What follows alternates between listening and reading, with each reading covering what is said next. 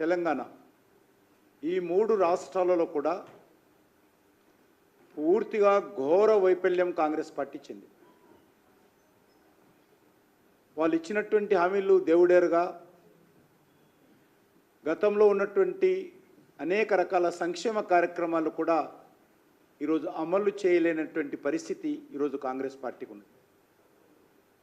గతంలో బీజేపీ ప్రభుత్వం ఉన్నప్పుడు కర్ణాటకలో అమలు చేసినటువంటి సంక్షేమ కార్యక్రమాలు, ఈ రాష్ట్రంలో కాంగ్రెస్ పార్టీ కంటే ముందు అమలు జరుగుతున్నటువంటి సంక్షేమ కార్యక్రమాలు, హిమాచల్ ప్రదేశ్లో కాంగ్రెస్ పార్టీ అధికారంలో రాకముందు జరుగుతున్నటువంటి సంక్షేమ కార్యక్రమాలు కూడా ఈరోజు అటకెక్కించినటువంటి పరిస్థితి. కనీసం ఆ పథకాలు ఉన్నాయా లేవా, ఆ పథకాలను కొనసాగిస్తారా లేదా, ఏమాత్రం అవగాహన లేకుండా, ప్రజలకు చెప్పకుండా పచ్చి మోసంతో ఈరోజు కాంగ్రెస్ పార్టీ పనిచేస్తూ ఉంది. కొత్తగా డిక్లరేషన్స్ పేరుతో, గ్యారంటీల పేరుతో కాంగ్రెస్ పార్టీ భారత ప్రజలను గారడి చేయడం కోసం ప్రయత్నం చేస్తుంది తప్ప, ఒక్కసారి కాంగ్రెస్ పార్టీ అధికారం ఉన్నటువంటి మూడు రాష్ట్రాలు కర్ణాటక, హిమాచల్ ప్రదేశ్, తెలంగాణ ఒక్కసారి పరిశీలిస్తే కాంగ్రెస్ పార్టీ యొక్క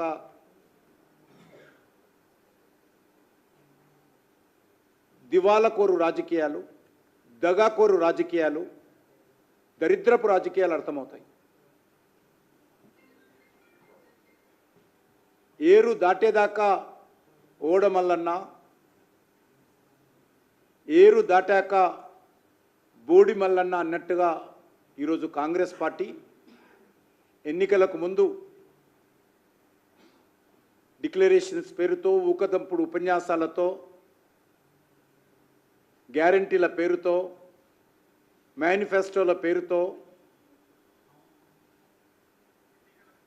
చెప్పిన అబద్ధాన్ని మళ్ళీ జ్ఞాపకం చేయకుండా కొత్త అబద్ధాలు చెప్పుతూ, ఇచ్చిన హామీలు అమలు చేయకుండా కొత్త హామీలు ఇస్తూ ప్రజల ఓట్లు దండుకునేటువంటి ప్రయత్నము కాంగ్రెస్ పార్టీ చేస్తూ ఉంది.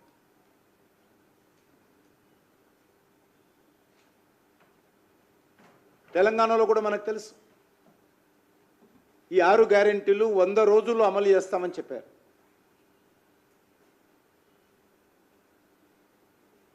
ఒక ముఖ్యమంత్రి రేవంత్ రెడ్డే కాదు, సోనియా గాంధీ గారు ఒల్లవేశారు అదే మాట.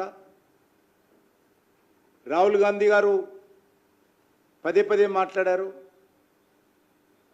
మల్లికార్జున ఖార్గే గారు హామీల మీద హామీలు ఇచ్చాడు. ప్రియాంక గాంధీ ఆమె కూడా వేదిక నుంచి పెద్ద పెద్ద ఉపన్యాసాలు ఇచ్చినారు.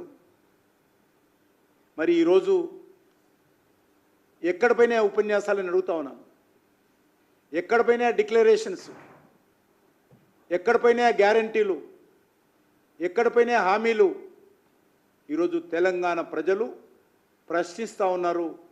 కాంగ్రెస్ పార్టీని మనం చేస్తూ ఉన్నాం. తెలంగాణ సమాజం ప్రశ్నిస్తుంది, కర్ణాటక ప్రజలు ప్రశ్నిస్తున్నారు, హిమాచల్ ప్రదేశ్ ప్రజలు ప్రశ్నిస్తున్నారు. మరి ఈ పరిస్థితుల్లో ఈరోజు మనం చూస్తూ ఉన్నాం. అధికారంలోకి వచ్చి సంవత్సరం పూర్తిగా వస్తుంది. 100 రోజులు పక్కన పెట్టు, సంవత్సరం పూర్తయినా ఇచ్చిన హామీల మీద ఎప్పుడు అమలు చేస్తారు, ఏ రకంగా అమలు చేస్తారు, ఎవరికి అమలు చేస్తారు, ఎప్పటిలోగా అమలు చేస్తారు, ఏ రకమైనటువంటి సమాధానం ఈరోజు ప్రభుత్వం నుంచి, కాంగ్రెస్ పార్టీ నుంచి ప్రజలకు అందడం లేదు.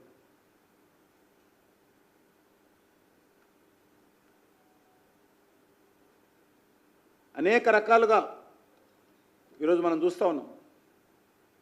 అంతులేని హామీలు కాంగ్రెస్ పార్టీ ఇస్తుంది, అమలుకు నోచుకోలేనటువంటి హామీలు కాంగ్రెస్ పార్టీ ఇస్తుంది, ఆచరణ సాధ్యం కానటువంటి హామీలు అమలుకు ఈరోజు కాంగ్రెస్ పార్టీ ఇస్తూ ఉంది. ఏ రాష్ట్రంలో ఎన్నికలు జరుగుతున్నా ఆ రాష్ట్రం యొక్క ఆర్థిక స్థితిగతులు సంబంధం లేకుండా మోసపూరితమైనటువంటి హామీలు ప్రయోగించడమే కాంగ్రెస్ పార్టీకి అలవాటైంది. నేను ఒక్కటే అడుగుతాను కాంగ్రెస్ పార్టీకి, ఈరోజు నిధుల కొరత ఏర్పడితే, రాష్ట్రాలు దివాలా తీస్తే నష్టపోయేది పేదవాడే, నష్టపోయేది సామాన్యుడే. రాష్ట్రాలు దివాలా తీస్తే విద్యారంగము, వైద్య రంగము, సంక్షేమ కార్యక్రమాలు ముందుగా దెబ్బతింటాయి. ఈ మూడు రంగాలు దెబ్బతీస్తే, ఈ మూడు రంగాలలో నిధుల కొరతతో నిర్వీర్యమైతే నష్టపోయేది పేదవాడు, సామాన్య ప్రజలు మాత్రమే.